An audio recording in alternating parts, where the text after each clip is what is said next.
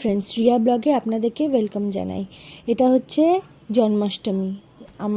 যারা আমার ইউটিউব চ্যানেলে জানো তারা জানো আমি যে প্রত্যেক বছর জন্মাষ্টমী পুজো করি, এবছরও করছি।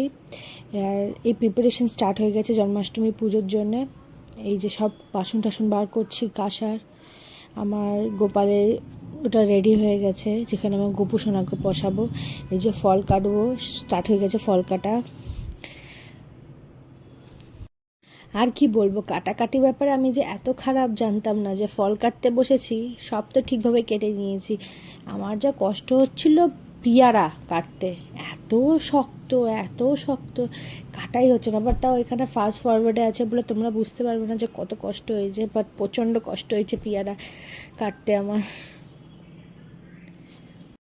এই যে এখন ফল টল কেটে নেবো, কেটে নিয়ে যোগাযান্তি সব কমপ্লিট করে নিয়ে আমি কেক আনতে যাব। যেখানে আমি গোপালের জন্য কেক অর্ডার দিই, সে নিজেও মানে ভেজ করে।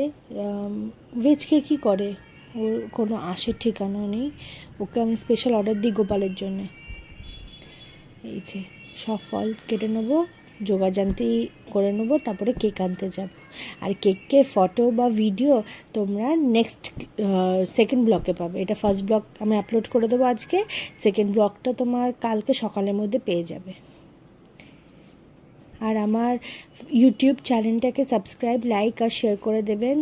আর রাধে রাধে। এই যে চললাম কেক আনতে।